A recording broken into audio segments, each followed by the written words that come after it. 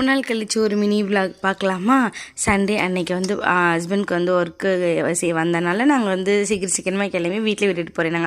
அதனால் வேகமாக கிளம்பிட்டு இருந்தோம். பாப்பா வந்து எட்டி பார்த்துருந்தாங்க. அவங்கள தான் காட்டலான்னு பார்த்தேன், ஓடிட்டாங்க.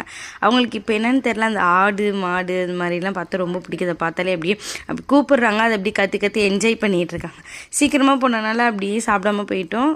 அங்கே போய் வந்து இட்லி குருமா அதெல்லாம் சாப்பிட்டுட்டு பாப்பாவுக்கு ஓட்டிட்டு அவங்கள தூங்க வச்சாச்சு. கிரகணம்னால அம்மா வந்து எதுவுமே நான்வெஜ் செய்யலை. எண்ணெய் கத்திரிக்காய் குழம்பு அது ரொம்ப டேஸ்ட்டாக வைப்பாங்க.